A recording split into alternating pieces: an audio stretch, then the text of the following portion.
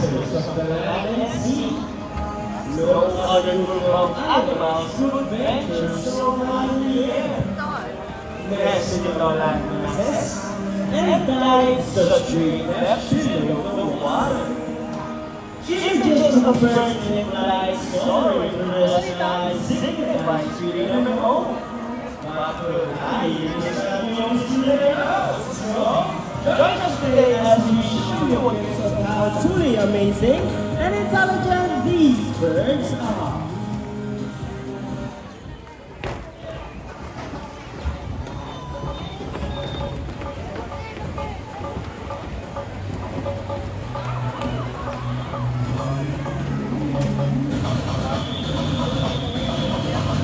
Ladies and gentlemen, presenting our flag-raising bird, Chaco. Chaco is our local kakadu. Sa Philippine is kakatuwang species. These birds live in families in Indonesia, and they are the largest among mga kakadus. There you go! The show has officially started. Welcome for Chaco with your JP.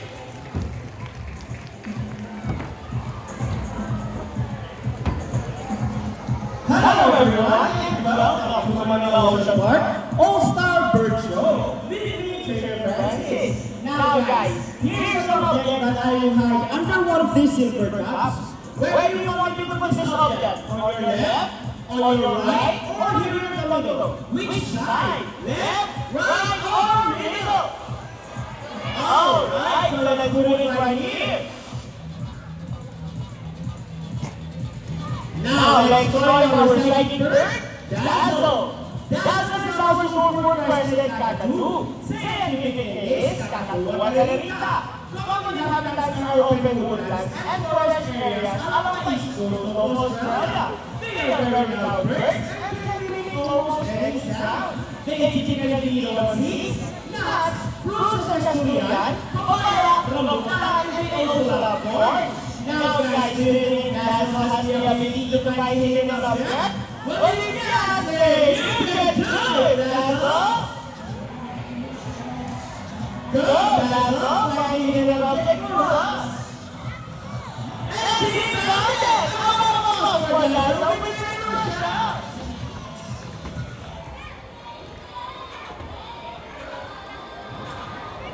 Now, our next featured birds are just like any married couple. Monogamous, meaning they will be partners for a lifetime. Pretty romantic, right? But as any couple adjusts in a relationship, there will always be battles. Me, Sassy, and Rocky, our beautiful pair of living across. And today, they will battle it out to see who's the best in a basketball game. But before we start this battle, I will divide you guys into two groups.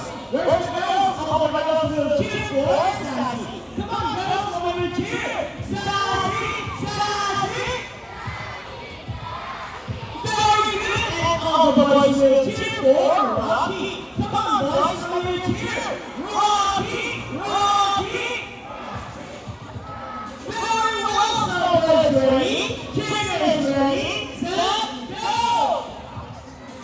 Here comes Rocky first, and first over Rocky. And then second over Rocky. For the last ball, Rocky wins! Team Rocky, what can you say about that? You guys lose this time. Hold it, we want another race. Oh, they want another race here, baby? Are you sure about that? Do you want Sassy to lose again? This time I guarantee you that Sassy will win. So what race do you have in mind? I want our win race. And what is our win race? The first bird who can drop the race into the hole, the fastest to the winner. And that's our win race. So our win race shall be. Remember guys, that boys already have 1 point. So girls, let's cheer louder for Sassy to win this time. We will do this again, and this time our win race. Ready, set, go! Here comes Rocky first trick. On the head, everybody, Sassy gets to use it to set the side. And the winner is Sassy.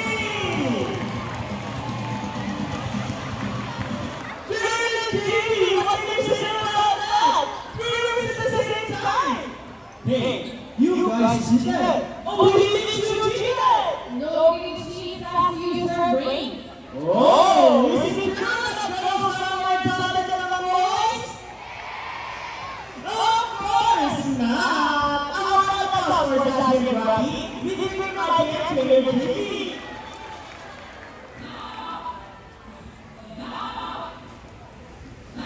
Pops in particular are known to be intelligent and perceptive. That's why we continue to enhance their skills and not get bored. So, here is Sassy, our big talk, and today, she will show us how intelligent she is by putting the shades back into the forest sauce. Just like Sassy, big talks are from South America. They are known to be the chemical giants of the Apple family. It is because they are the level largest, next to Sassy the most. They can grow up to 90 centimeters in length and can live up to 8 years old. And for the last shape, good Sassy, intelligent right? All of us for Sassy with mighty.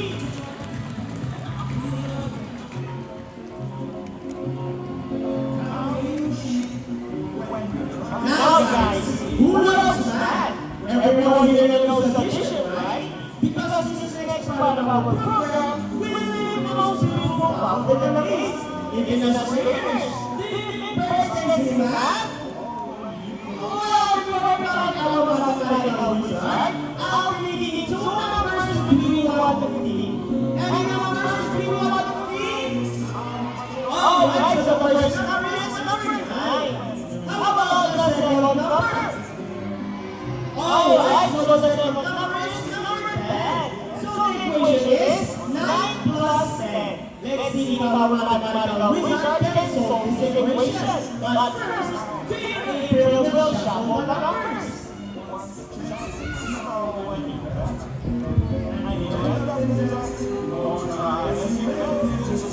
Now, let's talk about April Rocky!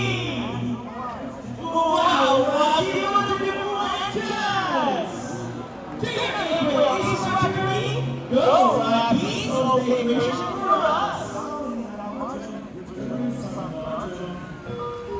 And you get the first number correct! After the second number, Rocky loves numbers! Oh, I think Rocky is loving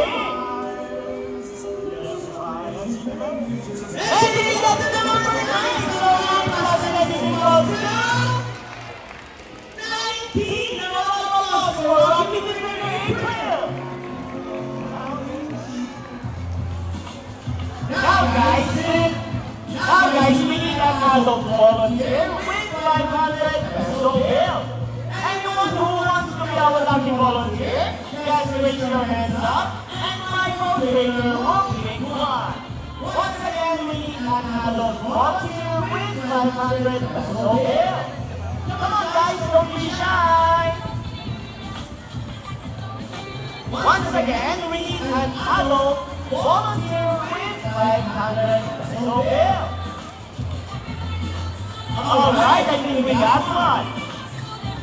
Come here, ma'am. Please join me here in front.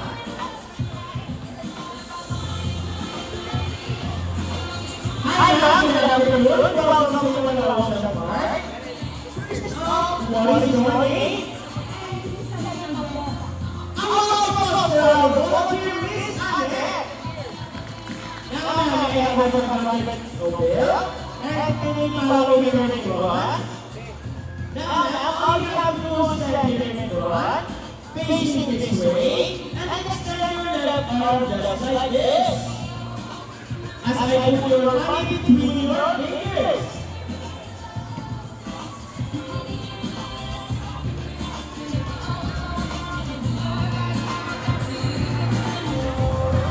Now, do you have any idea what will happen next? Let's see! Now, let's try our money bird body. Body flies forward. Oh, he gets to the money and flies back.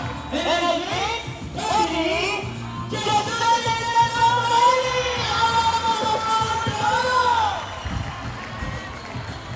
Oh, I have a question for you. Did you know that Manila Ocean Park is also a resident of Earth? Well, you're on your own way, and you're very grateful. You may now go back to the sea and enjoy the rest of the show. Thanks so much. Hey, mga else, kapag nalasan tayo this time. No more? This is excuse me. Are you okay? Are you sure?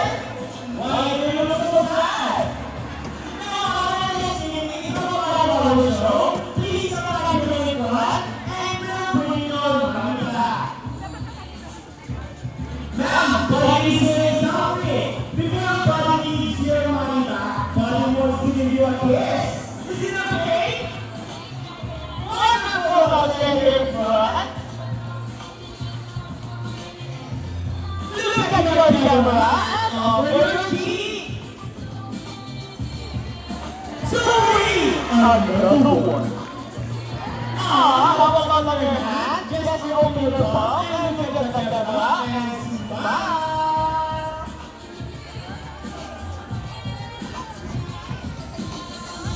And there's your money!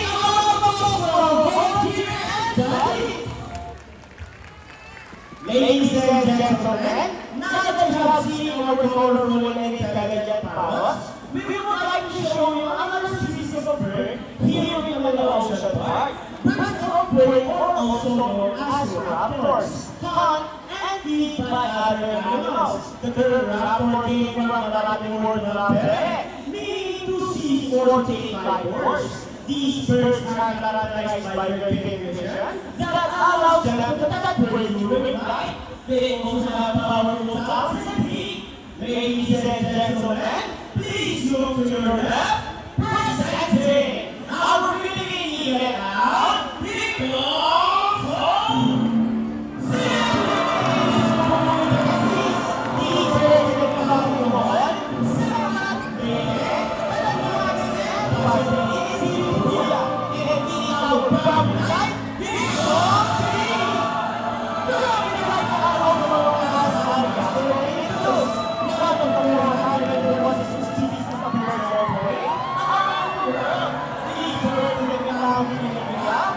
Indonesia, Bangladesh, Pakistan, along China, including here in the Philippines. And here comes Shadow! Nilalaro ka na ng asawi o panawin sa region. And as you can see, we have our home pigeons!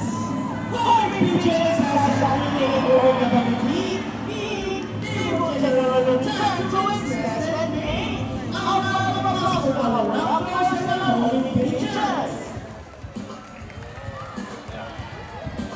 Here in Manila Ocean Park, we believe there is hope. We don't not try to take care of our friends in the sea, but also in land and air as well. Now guys, who knows the three R's? It's reduce, reduce, and recycle. Very good. So here comes our number one once again, and he will show us the proper waste disposal. Go, buddy! Easy, right? So if the bird can do it, so can we. Ladies and gentlemen, we hope you all enjoyed our show. Let's take a juggler. No matter how small the effort, let's take action in saving the environmental exploitation or in extinction. Please take all of our part in saving the world, because remember, this is the home we got. Now let me present you the persons and papers who made this show possible. To your mighty with buddy. To your Rochelle with Rome.